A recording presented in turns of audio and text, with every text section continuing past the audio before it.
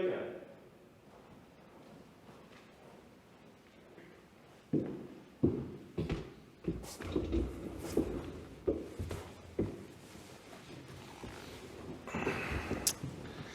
Are there any constituency statements by honourable members? And I call the member for Fenner. Thank you, Deputy Speaker. This week, Barbados declared itself a republic, putting in place as President Sandra Mason. It's 55 years since Barbados became independent from Britain, and this republicanism culminates a two-decade process. Barbados, of course, will still play in the Commonwealth Games. It will still be a country with British traditions, but it'll stand proudly on its own 2 feet as a republic, and with Rihanna as its national hero. A bit over 2 decades ago, Australia also considered becoming a republic, with 45% of Australians and 63% of Canberrans voting yes. When that vote was defeated, Australians were assured that there would be another vote coming along anytime soon. But in 2 decades, one hasn't come along, and it's likely to be a full generation between Republican votes. In that time, we've seen the revelation of the Palace letters, making it very clear that Buckingham Palace was consulted and forewarned about Governor-General John Kerr's likely decision to dismiss the Whitlam government, provided advice about how the Governor-General's reserve powers might be exercised, and that Sir John Kerr even wargamed possible scenarios with the Palace and Prince Charles in which he himself might be dismissed as Governor-General. We have only a third of Australia who know that the Queen is our head of state, and the monarchy is becoming increasingly unrepresentative of a diverse, modern, multicultural Australia. Imagine if we had a rule in Australia that you could only be Prime Minister if you came from a particular lineage which favoured the male side, and in which all members were members of a particular religion. We would think that was completely anathema to our modern plurality, to choose our head of state on a basis in which we guaranteed that no Indigenous Australian could ever become the head of state. It is time for an Australian republic, and it's time to make modest steps in that direction. That could include repurposing the Queen's birthday holiday, changing the face that's on the back of our coins from a picture of the Queen to a selection of Indigenous Australians, improving our understanding of the oldest continuing culture in the world, while standing firmly in the Asia-Pacific as a country which proudly allows its own to become the head of state. I've been a passionate Australian Republican all my life, and I'm keen to see this done. And it's very clear it will take a Labor government to put in place the referendum that will allow Australians to choose to become a republic and finally have an Australian as our head of state. I call the member for Boothby. Thank you, Mr Deputy Speaker. This morning I'm going to speak about 4 infrastructure upgrades in my electorate of Boothby that I am incredibly proud to have seen completed during my time as a federal member of parliament. These upgrades have changed people's lives. They've made my local residents safer, they've got them to school and work and to the shops more quickly. They've particularly managed to get them to Flinders University and Flinders Medical Centre more quickly and more safely. And 3 of them started and were also completed during my time as the member for Boothby. And 1 of them was started just before, but it's fully complete as well.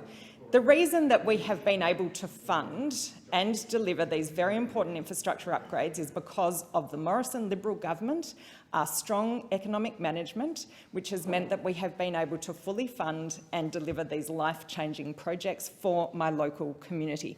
The first project that I'm particularly proud of is the Springbank intersection upgrade. I first came across the issues at the Springbank Goodwood Dawes Road intersection way back in 1996 when I was a first-year uni student at Flinders University, which was within my electorate of Boothby, and I spent 7 years getting stuck at this intersection. Then, when I was pre-selected as the candidate for Boothby in 2015, I spent another 7 years getting stuck at this intersection again. So I couldn't be more proud that I've fixed this terrible problem for my local community that's been a problem for 40 years, not just the past 20 years that I've been going through it, and it was fully complete in early September. So we now have 60,000 vehicles a day that no longer get stuck at this terrible dogleg. We've managed to actually increase the green space in the area as well. We've put in a brand new entrance to the historic and heritage-listed suburb of Colonel Light Gardens, and we delivered this actually ahead of time, Mr Deputy Speaker. The federal government funding that went into this project was $30.7 million, and the total project was valued at $61.4 million. We have changed people's lives, and I am so proud. It's also right next door to the Repat Hospital, which the state Labor government cruelly and shamefully shut down when they were in power. We've reactivated the Repat, and federally we've put in $40 million to get this amazing Veterans Hospital site back up and running. Nearby, we have the Darlington upgrade, which is fully delivered, federal funding of $603 million. The Flinders Link, which extended the train line from Tonsley up to Flinders University, finally linking it with the city, and also linking Flinders Hospital with the city, $70.5 million of federal funding, and Oaklands Crossing, fully complete, $95 million of federal funding. All of this has changed lives, made people's lives safer, got them to work quicker, to school, to the shops, and I'm so proud to have delivered these projects. Has expired, and I call the member for Brand. Thank you, Deputy Speaker. With fire season approaching, I would like to acknowledge the firefighters of the Rockingham, Baldivis, Kwinana, Karnup and Secret Harbour Volunteer Fire and Rescue Emergency Services for their continued efforts to keep the community safe from the bushfires that can spring up across the electorate of Brand. I want to thank also the volunteers of the Rockingham Kwinana State Emergency Service for all they do across the year to help members of the community in need. And as it starts to heat up, more people will be visiting our beautiful beaches and will be taking to deeper water in their boats. And so I'd like to thank the efforts of the Secret Harbour Surf Lifesaving Club and also Marine Rescue Rockingham for serving our coastal areas. And I know all the volunteers of both these organisations will have a busy summer helping swimmers and boaties that run into trouble while out in the beautiful Indian Ocean. Now, while Christmas is a joyous time for most, we cannot forget those less fortunate than us. For some, Christmas is a very difficult period. Thankfully, my electorate of Brand, and like electorates right across this great country, it's full of passionate and caring people who work over the holidays to help those in need. This includes the remarkable team at Coastal District Care, who organise an annual Christmas appeal. Last year, the appeal ensured 150 Christmas hampers were delivered to those in need, and it is likely this year Coastal District Care will help support another 150 families across the district enjoy a better Christmas. I'm really pleased to take part in this annual appeal.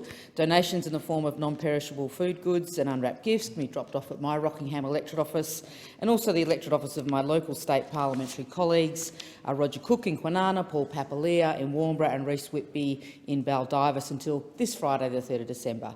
Unfortunately, the electorate office of Premier Mark McGowan remains closed due to the shocking threats of extreme violence made against him and his staff. And at that point, I'd like to take this opportunity to thank all of the staff in my office and the offices of those state MPs. They've had to endure much over the course of this year, and the recent threats and harassment from only a few individuals take the toll on their lives and their well-being. Nonetheless, these community-minded people keep on with their great work, helping people right across the electorate of Brand. Usually at this time of the year I would name the staff in the offices, including mine, but I realise that in this terrible climate of violence driven by extreme anti-vax movements, but naming them in Hansard may put them at greater risk, and that is truly a dreadful situation.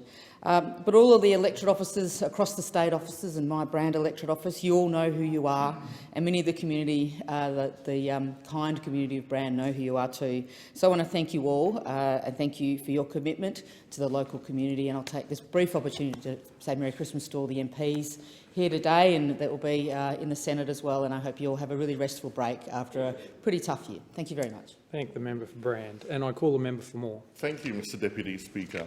Heathridge Park is a 9.3-hectare reserve which is home to a diverse range of more than 30 sporting clubs and community groups. The sports ground hosts both junior and senior cricket and football clubs, with around 1,300 participants, and several tennis, basketball and badminton clubs.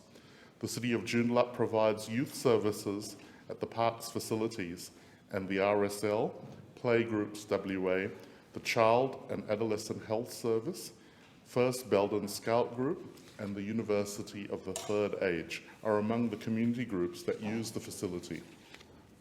In 2019, the City of Joondalup initiated a needs analysis and feasibility study confirming the inadequacies with the ageing infrastructure. The City's draft concept plan for Heathridge Park proposes a new multi-purpose building to replace the 3 existing buildings and to upgrade the sporting facilities and public amenities to provide greater year-round use. The estimated cost of construction of the development is approximately $15.7 million. The next stage of the process will be the detailed design and tendering for the construction phase, subject to the necessary local, state and federal funding being secured. I wish to highlight the disparity in state government funding of community facilities between suburbs located east of Marmion Avenue compared with suburbs located to the west of Marmion Avenue along the coast. In the lead up to this year's WA state election, the McGowan government committed $8 million to the Sorrento Surf Lifesaving Club redevelopment, and a further $4.9 million was allocated to the Ern Halliday Recreational Camp in Hillaries. In contrast, only $2.5 million was committed towards the redevelopment of Heathridge Park, which is located east of Marmion Avenue. As one of the more disadvantaged suburbs in the City of Joondalup, according to the Socio-Economic Indexes for Areas Index, Heathridge presents a strong case for additional financial support from the state government, as generally the residents of suburbs with lower index scores tend to access community facilities and active reserves for social and sporting activities more often. The residents of Heathridge and suburbs located east of Marmion Avenue deserve parity of funding with their neighbours along the coast. To support the City of Joondalup, I have prepared a submission for federal funding contribution towards the upgrade of Heathridge Park as part of the current budget process. I call the member for Clark. Deputy Speaker, law-abiding age pensioners are the vulnerable people now being targeted by Centrelink in what I can only describe as a new low. Rather than recouping the billions of dollars in JobKeeper pocketed by profitable businesses, the federal government is instead targeting older Australians in a cruel and mindless attempt to claw back money. And again, just like robo-debt, they're doing it with useless, automated systems that cost a bundle to create but achieve nothing but terrorise the most vulnerable in the community. Deputy Speaker, computer-generated letters are being fired off to older Australians in a barely comprehensible form, demanding financial records dating back years, with the deadline often only 1 week away. Moreover, each carries the threat of cancelling payments, which we saw just recently in media reports of an 80-year-old man living in a nursing home with advanced dementia whose pension was cancelled because he didn't provide requested information. Shocked, bullied and panicked, that's how another octogenarian felt after opening a 3-page letter from Centrelink demanding she supply financial records dating back a startling 17 years. I'm just so stressed. I don't understand why they're doing this. The pension is the only income we have. Yet another 83-year-old woman told my office last week. Both she and her husband suffer serious health issues, her husband needing assistance simply to breathe. Indeed, since commenting publicly about this issue, I've received correspondence from aged pensioners right across Australia, sharing their stories. And overwhelmingly, people feel offended by the way Centrelink questions their integrity and fearful that by inadvertently doing the wrong thing, they may be accused of fraud. And then there's the worry of having pension payments cut when they rely on that money to live. Deputy Speaker, these are good people who have always paid their bills on time, paid their taxes and done what they can to be good citizens. So receiving a letter from a federal government agency suggesting otherwise is obviously deeply distressing. Deputy Speaker, of course, the explanation given by the Department and Minister is that these letters protect aged pensioners from debt. What nonsense. What they actually do is create more work for already overburdened and under-resourced Centrelink staff and force older Australians to jump through unnecessary hoops. So, Deputy Speaker, how about we start treating older Australians with respect and provide them with a service that assists and supports them, like our social security system was designed to do, starting with ditching these crappy automated systems. Yes, that would require more staff and better training. Yes, that would require more face-to-face services and better ways of communicating with people. But that's exactly what's required, Deputy Speaker, exactly what's required if we are to start treating older Australians fairly and with respect. Thank you, Deputy Speaker. I call the member for Riverina. Deputy Speaker, I've been blessed since 2010, when I was first elected to this place, to be represented in my Riverina electorate by fabulous mayors. I represent a dozen local government areas, and each and every one of them has a fantastic mayor at the helm. Now, local government elections will be held this Saturday across New South Wales, and good luck to all the candidates, because it takes courage, as you know, to put your hand up for public office. And whilst people realise that local government is all about roads, rubbish and rates and getting those little things done, they do play a very important part in the three-tiered level of government that we have in this nation. 3 of my 12 mayors, long-serving, all of them, three long-serving mayors have decided not to contest the elections, and I want to pay tribute to them today. Coolamon Shire Mayor John Seymour, OAM, Lockhart Shire Mayor Roger Shermer, and City of Wagga Wagga Mayor Greg Conkey, OAM. And I also want to pay tribute to their wives, who have partnered them on this journey and have led the shires and the local government areas, as well as their husbands, I have to say. Now, John Seymour's wife is Margaret, and she is a fabulous lady, and like him, she is also an Order of Australia medalist. 23 years on council, John has been, first elected 1999, 7 years as Deputy Mayor, 9 years as Mayor, and he's done a wonderful job.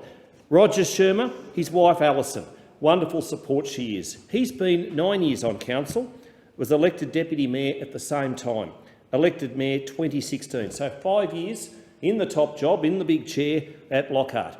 And City of Wagga Wagga Mayor Greg Conkey, OAM. His wife Jenny, also an OAM. Greg, like me, was in that noble profession of newspapers. He, like me, was an editor, and I've known Greg for many, many years. First elected to council 2012, Mayor from 2016. Not easy being the Mayor of a very large, vibrant regional capital, but he's done a great job.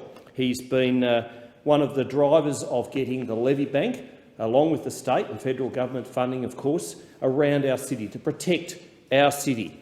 He edited and managed the Riverina Leader newspaper for 26 years. But in the time remaining, I also want to thank and wish good luck to the 9 other mayors in my electorate: Blands, Brian Monaghan, Cootamundra Gundagais, Ab McAllister, Cowras, Bill West, Forbes, Phyllis Miller, OAM, Hilltops, Brian Ingram, Junies, Neil Smith, Parks, Ken Keith, OAM, Tamora's Rick Furman, OAM, and Weddon's Mark Liebig. And I have to pay special tribute to Phyllis, who is going for the presidency of the New South Wales Local Government Association. I call the member for Cooper. Thank you, Deputy Speaker. Well, 12 months ago, I stood here raising concerns about the treatment of Mohammed al-Halabi, World Vision's manager in Gaza, who was jailed by the Israeli government. At that time, the court case was in the final stages.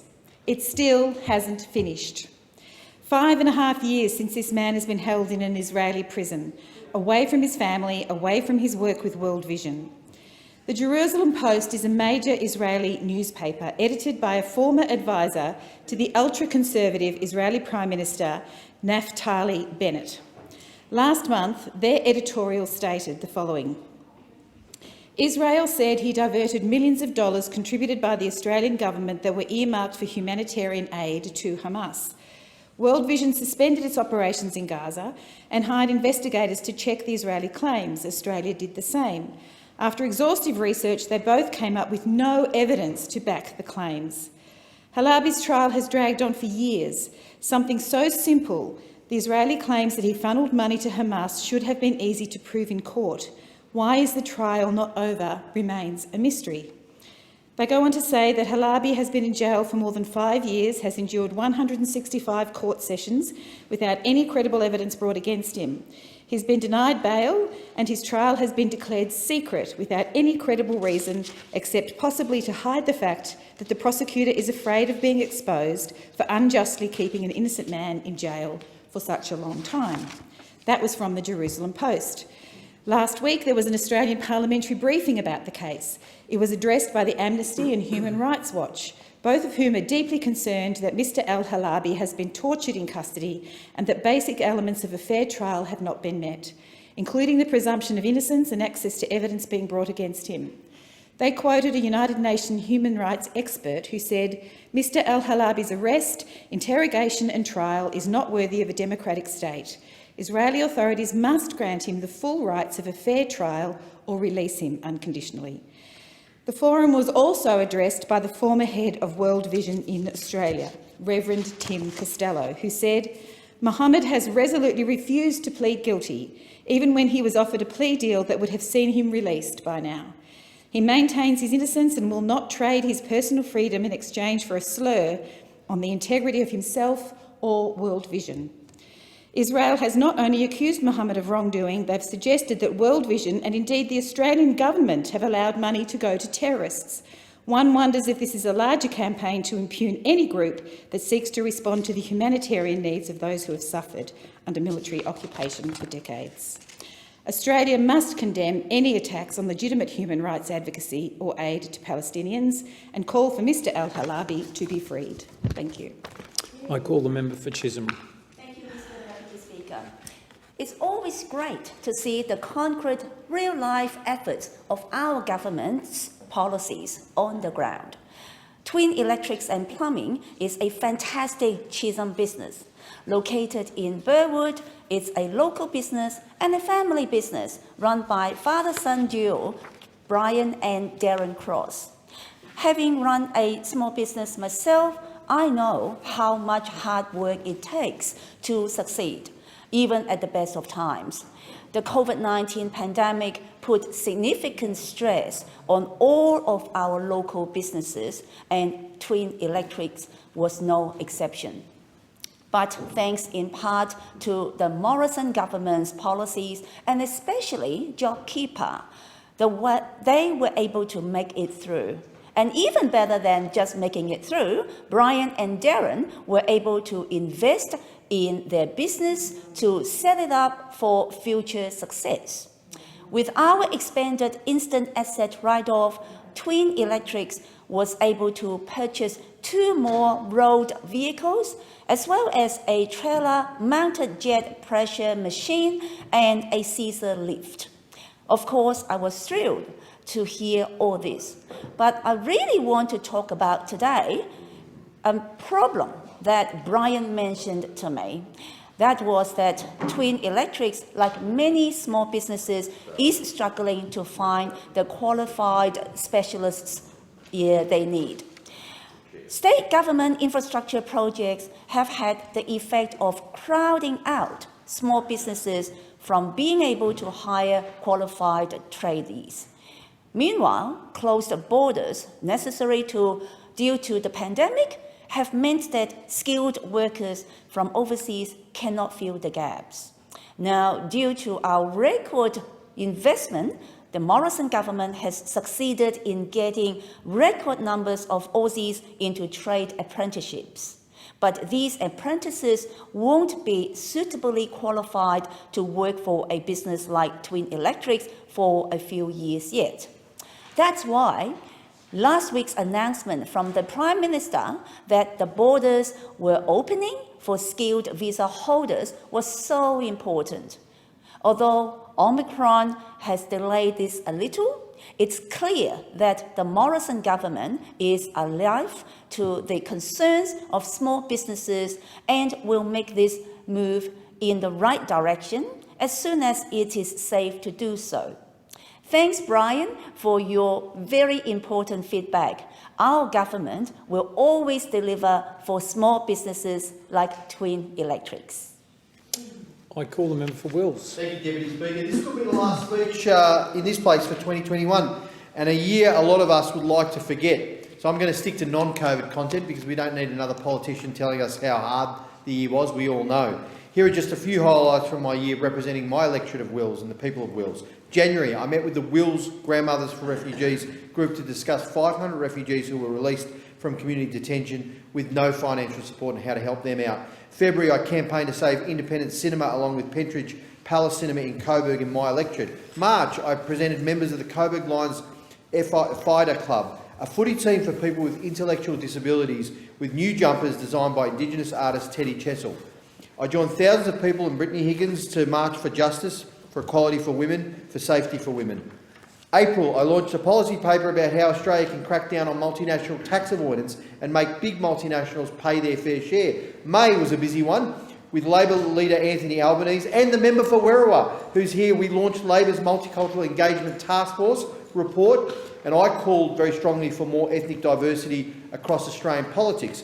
Labor's Shadow Minister for Education and Women visited Wills and spoke to a huge crowd of passionate locals at the Retreat Hotel in Brunswick. A few days later, Labor's Shadow Minister for Arts came and spoke at a gig at the Mouldy Fig, a New Orleans-style jazz club in my electorate. Fortunately, he didn't bring his guitar, but let's hope he doesn't watch this speech. June was a big month for sitting weeks. In this House, I called the government out on their woeful response to the Tatmadaw, the perpetrators of Myanmar's coup on the 1st of February. July, the Deputy Labor leader visited Wills to check out the great work of some local manufacturers, Aeroshoot, Moldbuster and Softmed, a PPE manufacturer. August, I hosted a community meeting on the situation in Afghanistan with Afghan Australians. Way back in May, I called on the government to urgently provide visa pathways for Afghans who work with Australian personnel. The government's failure to act represents one of the biggest moral and strategic failures of any government in our history. September, hosted a Wills Youth Forum to hear from young people in my electorate on the issues that matter to them. October, I spoke at Per Capita, think tank on Australian diplomacy and Labor's alternative vision on climate change in the lead-up to the COP26 conference. November, hosted a housing forum with Shadow Minister for Housing and some passionate constituents to discuss the great need to invest in public housing and how a good home can ensure a great start in life, as it did for me and my family. Just last week, Shadow Minister for Climate Change and Energy visited Wills to announce 2 community solar batteries for solar storage in Brunswick and Coburg. Practical, real action on climate change. So that's it. I got there throughout most of the year. Goodbye 2021. Maybe may next year be nothing like you. I hope to work with my constituents of Wills, work with them, and I look forward to working for them in 2022. I call the member for Banks. Well, thank you, Deputy Speaker. And one of the great privileges in being in this place is that you get to meet some pretty extraordinary people and some people who want to do very important things in the community. And there's no group for whom that is more true than the extraordinary group of families who came together with the concept to create Grace's Place. Grace's Place, Deputy Speaker, is a world first.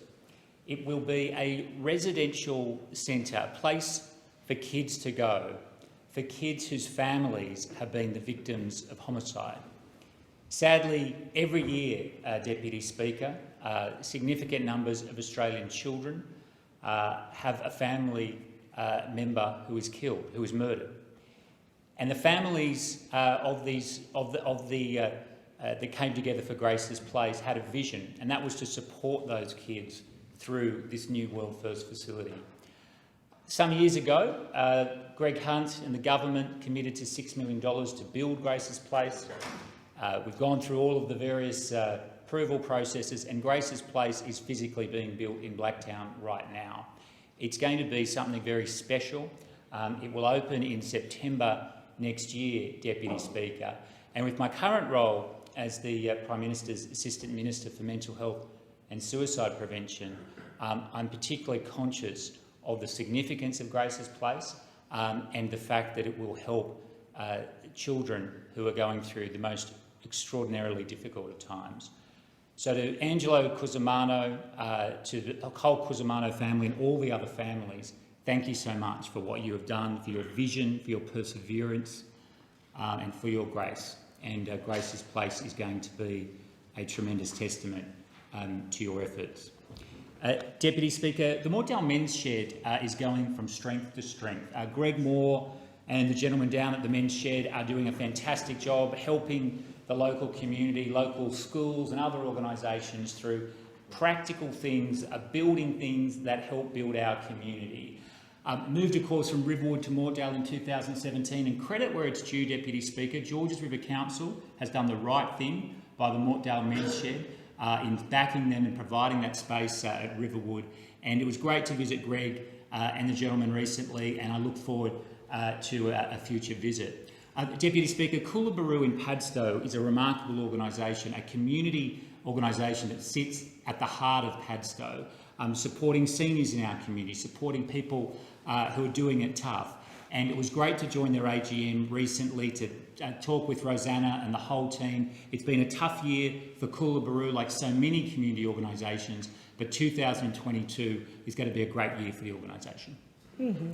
The time, in accordance with Standing Order 193, the time for members' constituency statements has concluded, and I call the member for Casey. Mr Deputy Speaker, I move that the Federation Chamber do now adjourn. Is the motion seconded? It is. The motion Deputy is seconded. Speaker. The question is that the motion be agreed to. All those of that opinion say aye. To the contrary, no. The ayes have it. The Federation Chamber stands adjourned until 10 a.m. tomorrow.